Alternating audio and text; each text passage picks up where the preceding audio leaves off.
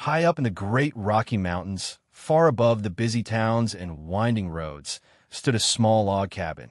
This was the home of a man named Tom Mercer. Tom lived there all by himself, surrounded by tall pine trees and the quiet sounds of nature. He was a man who preferred the company of chattering squirrels and the sight of soaring eagles to the chatter and crowds of other people. His life was a simple and peaceful routine. Each day, he would chop firewood for his stove, check the animal trails for signs of wildlife, and in the evenings, he would read from his small collection of books by the gentle glow of an oil lamp. Tom had not always lived this way. He carried a quiet sadness inside him, a memory of a brother he had lost long ago.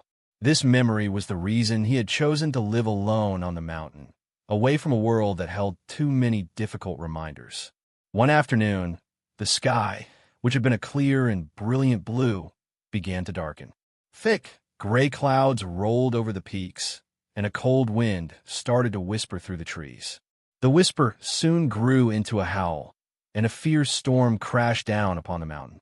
Rain hammered against the roof of the cabin, and thunder boomed so loudly it shook the windows. Tom was used to mountain storms, but this one felt different, more powerful, and angry. As he sat by his fire, he heard a strange sound cutting through the noise of the wind and rain. It was a sharp cracking and creaking sound, and it seemed to be coming from right above his head, from the roof of his own cabin. It was a sound that did not belong. Curiosity and a touch of worry made him put on his heavy coat. He lit his sturdy lantern, its flame protected by glass, and prepared to open the door. He needed to know what was on his roof. He stepped out into the violent storm to investigate. The wind outside was a wild thing, trying to tear the lantern from Tom's hand as he stepped onto the muddy ground. Cold rain immediately soaked through his coat. He shielded his eyes with his free hand and held the lantern high, its flickering light fighting against the deep darkness of the storm. He looked up at the roof, following the strange creaking sound. What he saw made him freeze in disbelief. There, tangled in a mess of white ropes and a large sheet of fabric, was a person. It was a woman. Her hair was a pale gold, like wheat, and it was plastered to her face by the rain. She was hanging precariously from the edge of the roof, her flight suit soaked through, and her eyes were wide with a pure and desperate fear. She was struggling against the ropes that held her, but every movement seemed to make the situation more dangerous. Tom's mind raced. How had she gotten here? Where had she come from? But there was no time for questions. He had to act. He quickly set the lantern on a stump where its light would shine on the roof. He dragged his heavy wooden ladder from the side of the cabin and leaned it against the wall beneath her. The wind tried to push it over with every gust. Climbing carefully, he reached into his pocket for the sharp hunting knife he always carried. The woman watched him, her eyes locked on the blade. "I am here to help you," he said, his voice a low rumble that was almost lost in the storm. He had a saw at the tough, wet ropes of the parachute, his movements precise so he would not accidentally cut her. Finally, the last rope gave way. The woman fell into his arms, and she was surprisingly light. He carried her down the ladder, the wind whipping around them. He pushed open the heavy cabin door and brought her into the warmth and light inside. He set her gently in the wooden chair by the stone fireplace and wrapped a thick wool blanket around her shaking shoulders. He added more wood to the fire, building the flames until heat began to radiate through the small room. After several minutes, her shivering slowed. She looked around the cabin, taking in the simple room, the books on the shelf, the pot of stew simmering on the wood stove. "Thank you," she whispered, her voice hoarse. She told him her name was Elena. She said she was a pilot, and that her small airplane had suffered a terrible engine failure during the storm. She had been forced to jump out with her parachute, and the violent winds had thrown her against his roof. She said she did not know where her plane had crashed. Tom listened quietly. He gave her a bowl of hot stew and a mug of tea. He was a kind man, and he believed in helping those in need. But as he watched her eat, a quiet thought began to form in the back of his mind. Her story did not feel quite right. Something about it was off, like a puzzle piece that almost fit, but not exactly. He decided to keep that thought to himself for now. The next morning arrived quiet and still, as if the mountain itself was resting after the fury of the night before. Sunlight streamed through the cabin windows, and the only sound was the cheerful chirping of birds outside. Tom was already awake, moving quietly so as not to disturb his guest, who was still sleeping deeply in his bed. He had spent a restless night thinking in his chair by the fireplace, his mind turning over the strange events. After building up the fire again, he decided to step outside and look for any sign of the crashed airplane Elena had described. He walked a wide circle around his property, his eyes carefully scanning the ground and the tree line. He looked for broken branches, scattered metal, a scar in the earth, anything that would mark where a plane had gone down. He found nothing out of the ordinary. The forest was undisturbed. The only evidence of the previous night was the parachute itself, which was snagged in a low bush, its white fabric standing out against the green and brown of the forest floor. He gathered it up, noting that it seemed modern and in good condition. As he walked back toward his cabin, the morning sun was shining directly on its front wall. The light hit the weathered wood at a new angle, and that was when he saw it. Something was wrong with the wall. He moved closer, his boots crunching on the gravel path. There, seared into the very logs of his cabin, were words. They were not painted or carved. They looked burned into the wood, as if by a tremendous and precise heat. The letters were jagged and deep, forming two words that made Tom's blood run cold. The words were APACHE LOVER. A jolt of memory, sharp and painful, struck him. Those words were a secret call sign.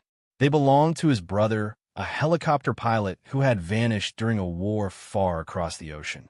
His brother had whispered those very words over a crackling radio signal in his final, desperate message before he disappeared forever. It was a private signal, a family secret. No one else was ever supposed to know it. Tom stood frozen, staring at the burned message. His heart hammered in his chest. The woman inside his cabin was not who she claimed to be. Her story of a plane crash was a lie. She had been sent here, and this message was a warning. Someone knew about his brother, and they knew where to find him.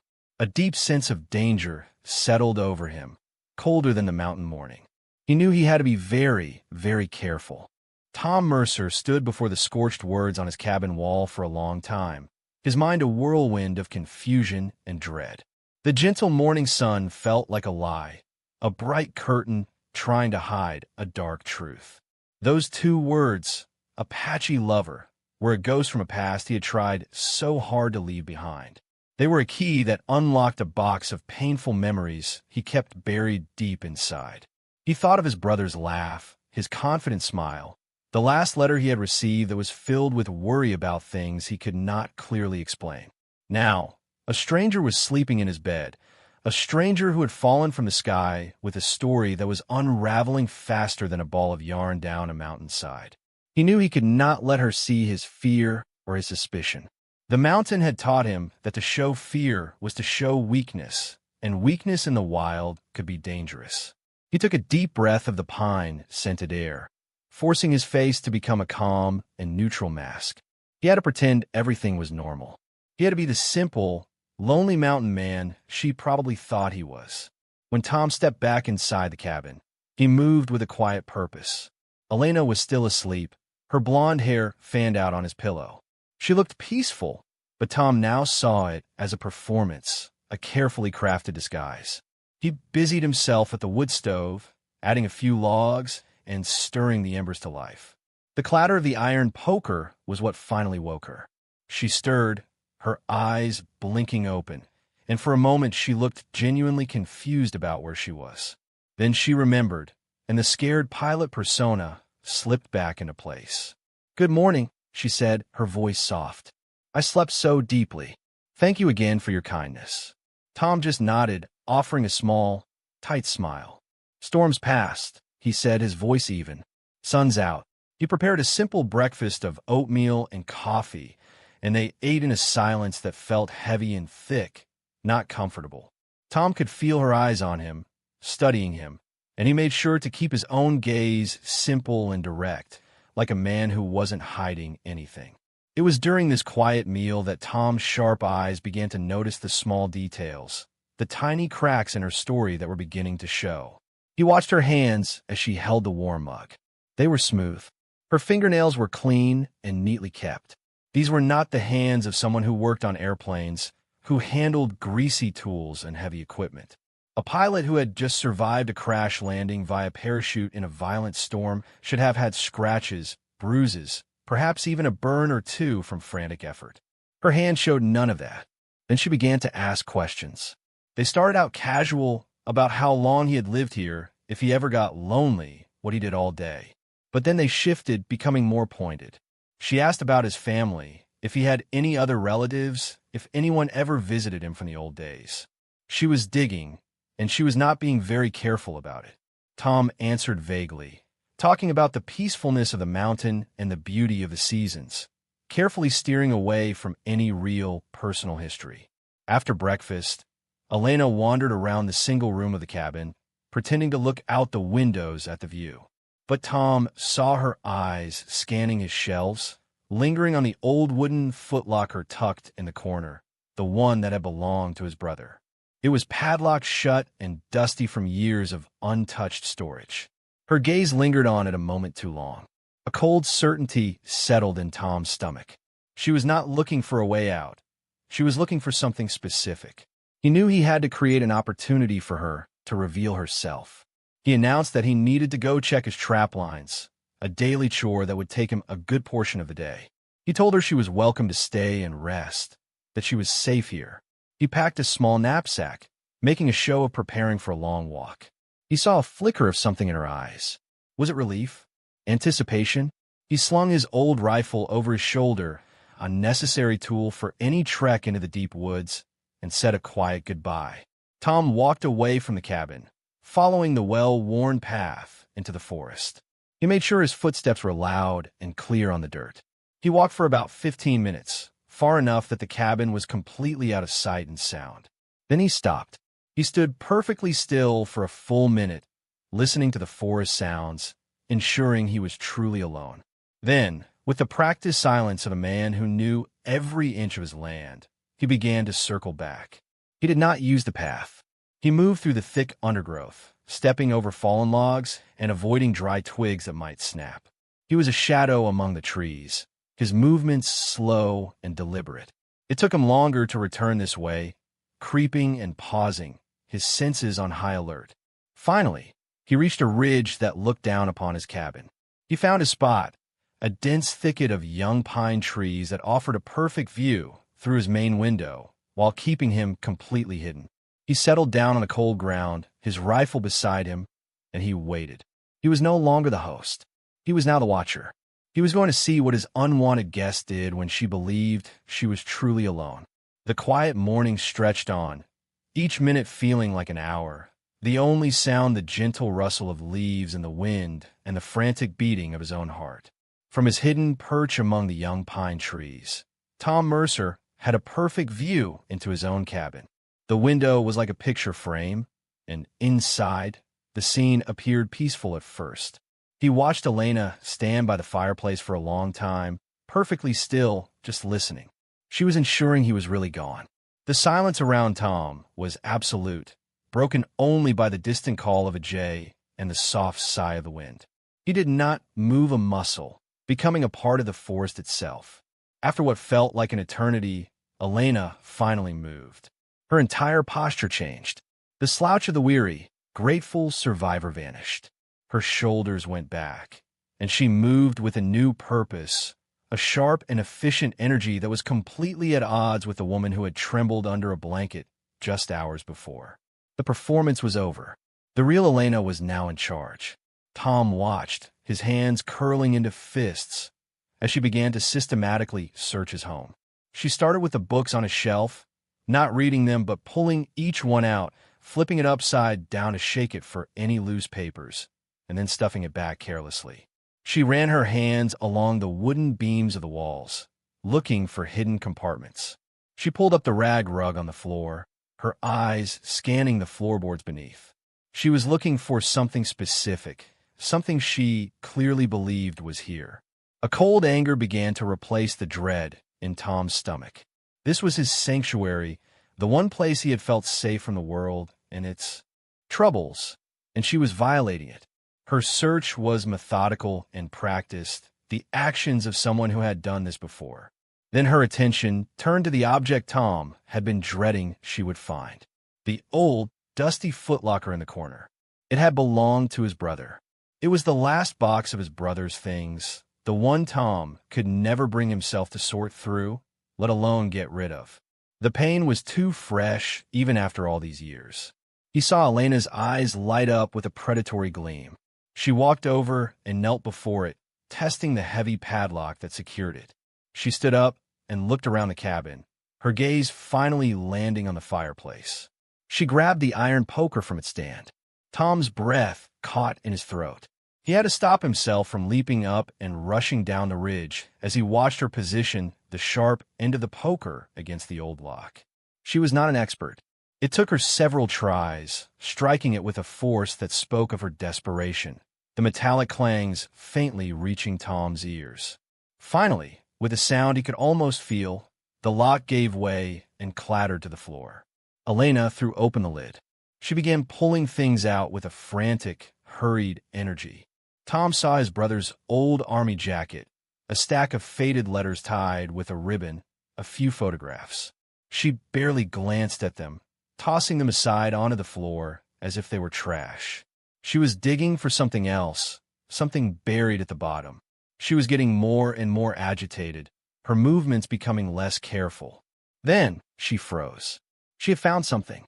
From the bottom of the trunk, she pulled out a small, flat, metal box, dull and unremarkable. She shook it. Something was inside. A slow, triumphant smile spread across her face, a smile that looked cruel and out of place. This was what she had come for. But her mission was not yet complete.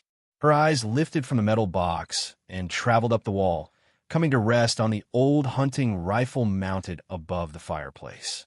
Tom's rifle. The smile disappeared, replaced by a cold, hard calculation. She placed the metal box carefully on the table. Then, she climbed onto a chair and lifted the rifle from its brackets. She was surprisingly comfortable handling it. She worked the bolt action, checking to see if it was loaded. Finding it empty, she looked around the room. Her eyes fell on a small wooden cupboard where Tom kept his ammunition. She opened it, took out a few bullets, and loaded them into the rifle's magazine with a chilling efficiency. Now armed, she looked at the door, then at the windows. She needed to hide it, to keep it close but out of sight until she needed it. She slid the rifle into the narrow space between the cupboard and the wall, where it was hidden in shadow but could be grabbed in an instant. The message was clear. She was not just a thief. She was a threat. She was preparing for Tom's return, and she was preparing for a fight. Tom had seen enough. The truth was now undeniable and dangerous. He began to slowly, silently, back away from his viewing spot. He had to get back into that cabin before she was ready for him. The game had changed entirely. Tom Mercer stood just inside his own doorway, the image of Elena with the rifle burned into his mind. The cozy cabin he had built log by log now felt like a trap, its walls closing in. The woman before him was no longer a frightened survivor or a curious guest. She was an opponent, and the prize was his life and his brother's legacy. He saw the calculation in her eyes, the slight shift in her weight as she prepared to lunge for the hidden weapon. Tom knew the geography of his home better than anyone. He knew every creaking floorboard, every piece of furniture, every shadow. This was his mountain, and she was an intruder upon it. He did not charge at her. Instead, he took a single calm step to his left, his movement surprisingly casual. His hand, seemingly by accident, brushed against a stack of firewood he had brought in that morning. The neat pile wobbled and then collapsed with a tremendous clatter of logs rolling across the floor. Elena flinched, her focus breaking for a single vital second. It was all the time Tom needed. He moved not like an elderly trapper, but with the swift, sure purpose of a man defending his home. He crossed the room in 3 long strides as Elena scrambled for the gap behind the cupboard. Her fingers closed around the rifle stock just as Tom's hand closed around the heavy iron frying pan sitting on his wood stove. He did not swing it at her. He brought it down hard on the cupboard itself. The sound was a deafening crash of splintering wood and metal. The force of the blow jarred the rifle from her grasp and sent it skittering across the floor, well out of reach. Elena spun around, her face a mask of fury and shock. She was trained, but she was off balance, both physically and mentally. She had underestimated the quiet mountain man. She lunged at him, not with skill, but with wild, desperate rage. Tom sidestepped, using her own momentum against her. He grabbed her arm as she stumbled past and redirected her force toward the heavy oak door of the root cellar. She crashed against it with a grunt. In one fluid motion, Tom yanked the door open, and before she could regain her footing, he gave her a firm shove. She tumbled backward down the short flight of wooden steps into the dark, cool space below. The door slammed shut. The iron bolt, thick and sturdy, slid into place with a final, satisfying thud. He could hear her shouting, the sound muffled and distant behind the thick door. Silence descended upon the cabin once more, but it was a different silence. It was the quiet after a storm. Tom leaned against the door, his breath coming in deep gasps. His eyes fell on the small metal box sitting on his table, the cause of all this trouble. He walked over and opened it. Inside, nestled on a bed of faded velvet, was a small, leather-bound journal and a single, faded photograph of his brother standing with other soldiers, his smile bright and hopeful.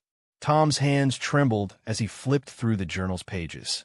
It was filled with his brother's tight, familiar handwriting, detailing not battles, but secrets. It spoke of hidden cargo, of lies told by powerful men, of things that did not belong in a war. This was the truth his brother had died to protect. Tom knew this was not over. The men who sent Elena would come looking for her when she did not report back. They would come to his mountain. He looked around his cabin, at the simple life he had built. He knew what he had to do. He could not hide from the world anymore. It was time to face it. He gathered the journal, the photograph, and a few essential things into a pack. He took his rifle from the floor, checking it was clean and functional. He cast one last look at the root cellar door, then at the words burned into his wall. APACHE Lover. They were no longer just a warning. They were a battle cry. Tom Mercer opened his front door and stepped out into the sunlight. He did not look back. He began the long walk down the mountain, toward the distant town, toward the authorities, toward the difficult truth. He was going to finish what his brother had started. He was going to finally tell his story. The end.